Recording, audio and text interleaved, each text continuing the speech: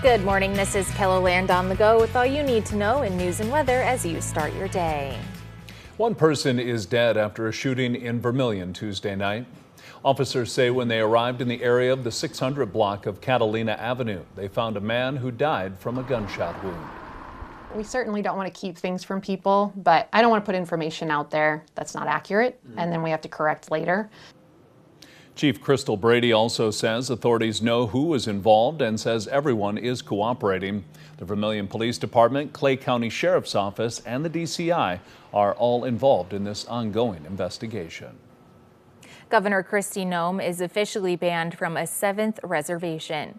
The Lower Brule Sioux Tribal Council voted to ban Noem from its land. Chairman Clyde Estes says this is in response to never receiving an apology for the governor's comments about Native children not having hope and having absent parents. Estes also says the ban is in solidarity with the other 6 tribes that have already banned the governor. You can read Estes's full statement with this story right here on KELOLAND.com. Sioux Falls Mayor Paul Tenhaken is praising Alabama lawmakers for their increased legislation on illegal street racing. They passed a bill that makes it easier for police to impound vehicles that are illegally racing. And with racing on the rise in Sioux Falls, officials believe laws like this would help drastically. We've done increased saturation patrols the last couple months, more than we've ever done historically because of this problem. And so we recognize it. I want the community to know that we recognize it. And so we've put more police resources to this, but we also don't have unlimited resources to put to this.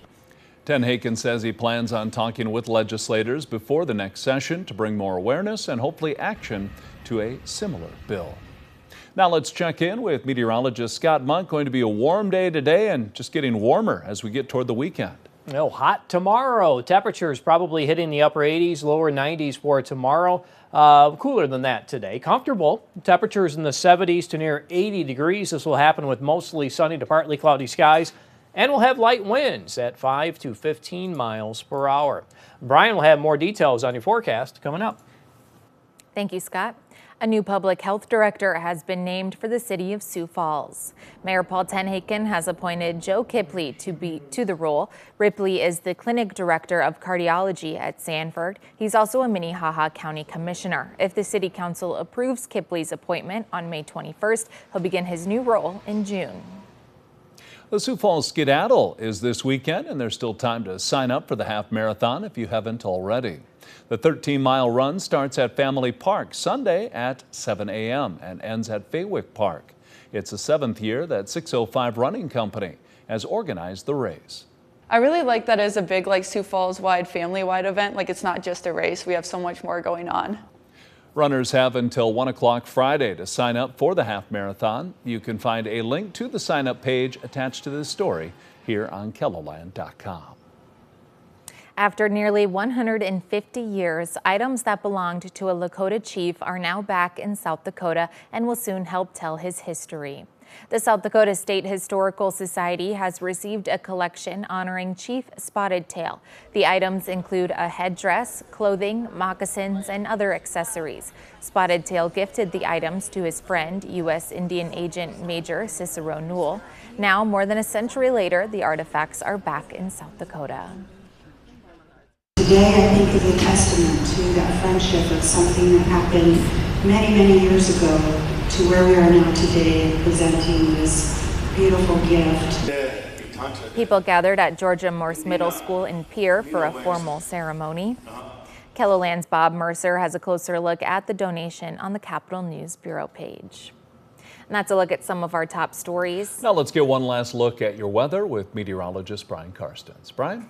All right, today's weather forecast looking very nice out there.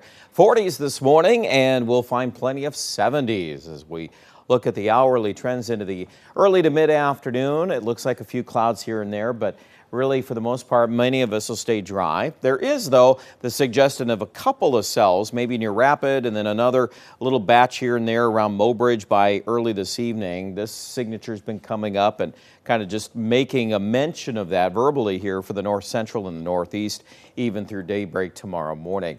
What's causing that is a return of much warmer weather. Tomorrow, you could even use the word hot if you want, if 88 is a little too much for you. Sioux Falls, that's our going high. We might hit 90 in a couple locations out near Chamberlain and Platte. Looking at the latest information this morning, it's really pushing the mercury down in that direction. Now there's a south wind to go with it ahead of the front, 15 to 30. Cold front, here it comes, knocking on our door up toward Buffalo and Faith. Maybe some showers and thunderstorms in that north central area tomorrow evening.